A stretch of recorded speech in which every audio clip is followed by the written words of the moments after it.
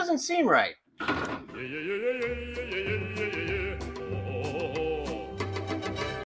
Welcome back to the channel, everybody. And no, those police sirens are not for me. I'm going to be putting this steering box back in my 81 CJ5. Well, not this one. This one. This is the one we took out. We're going to put this one in. That's bad. That's why I took it out. When I started removing the bolts, they actually cooperated. So I didn't have time to record. I was just feeling lucky that they all cooperated, and I took it out.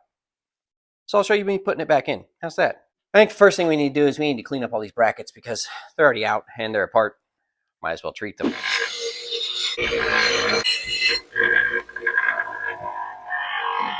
I didn't need these to be perfect by any means. All I wanted to do was get all the rust scale off them so we could hose them down. And that way, hopefully this coating won't flake off, immediately at least. Those have got to dry before we can do anything else. Well, that's not 100% true. I did notice that when I pulled the box off of here, that there is no weld right here on this part of the cross member. And I think there probably should be. There is on the back side, but not on the inside. So we'll just throw a little bit of a stitch weld on there while we got the time. And when I say stitch weld, I mean that in the most liberal sense of the word because I really don't know a whole lot about what I'm doing when it comes to welding.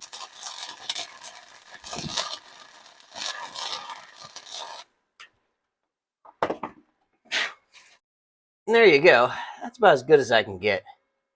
Ooh, fire. Okay, note to self, don't weld on foam rubber. I guess while we're down here, we'll go ahead and coat this too. It's going to be our only shot at doing anything involving any of that. There we go. That's probably way better than it was from the factory. All right, now that we've got that cross member sort of cleaned up-ish, here's the steering boxes. As you can see, there is a slight difference in them. Shafts are the same.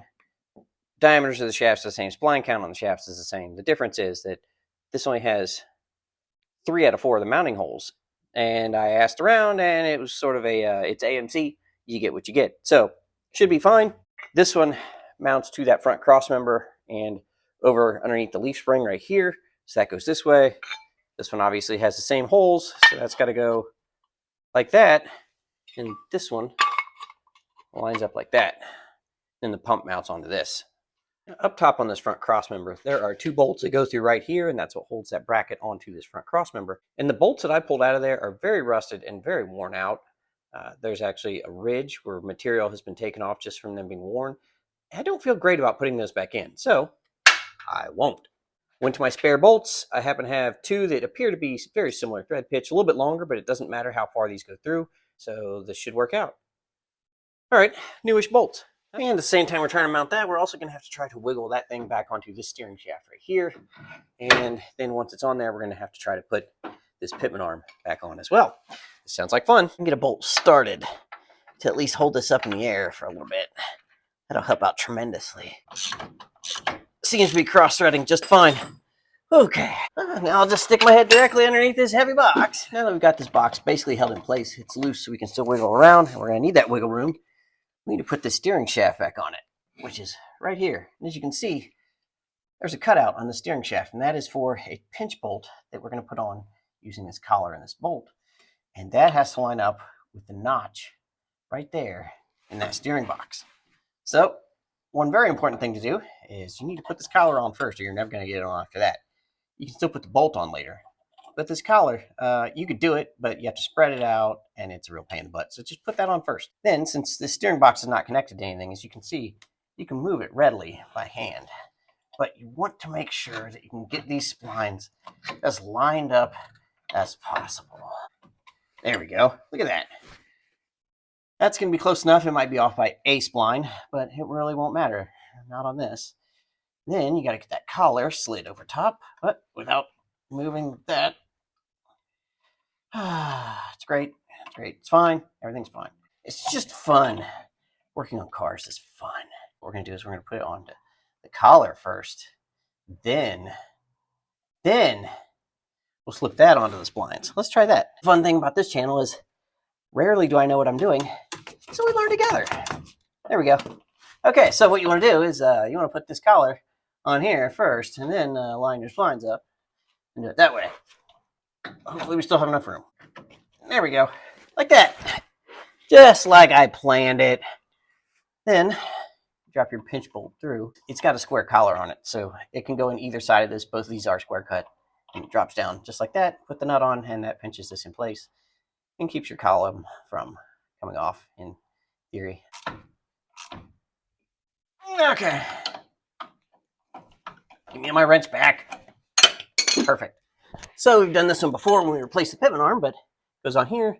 There are 4 master splines, and it has to line up with the master splines.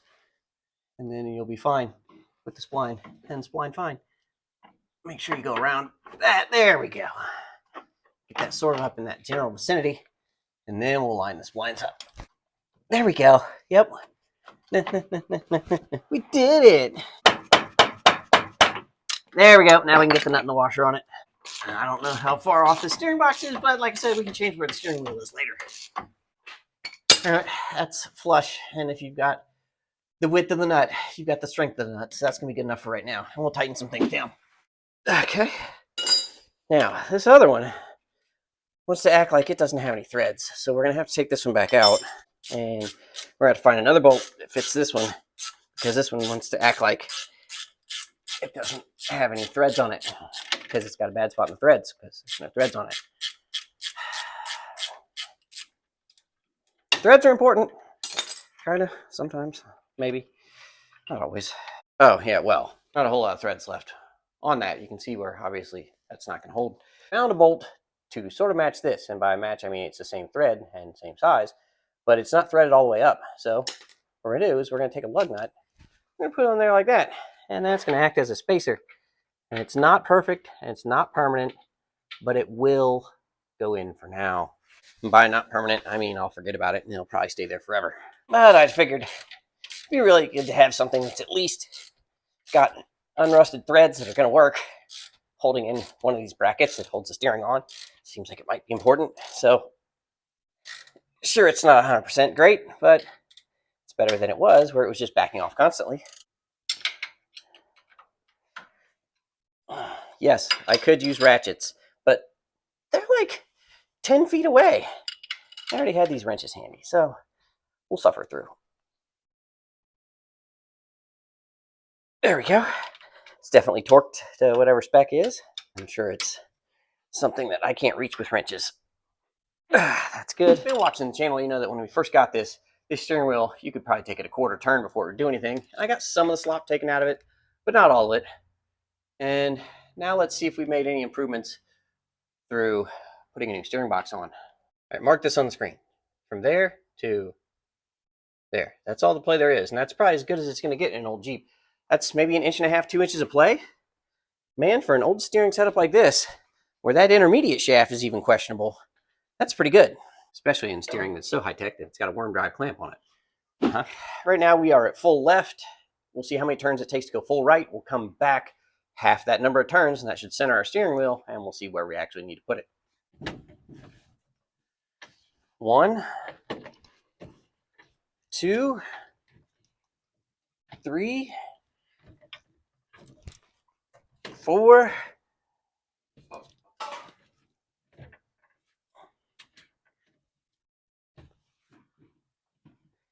4.5, so 2 1/4.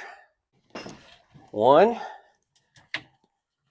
2 1/4. That's supposed to be centered. Kind of looks to the right to me. It's definitely pointing to the right. Okay, so 2.5-ish maybe.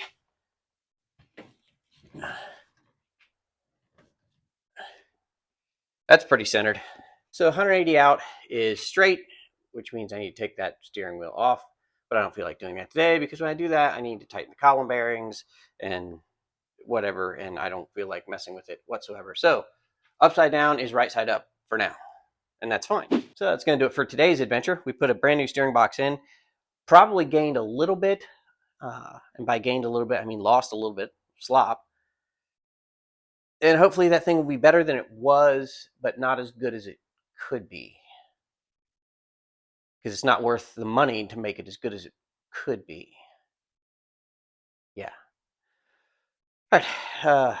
So when I tighten up the tilt on that steering column, I'll pull the wheel and I'll put it on the right way, but I'm not worried about that for today. So since I'm not worried about that for today, I think we'll just end it here, and I'll see you next time.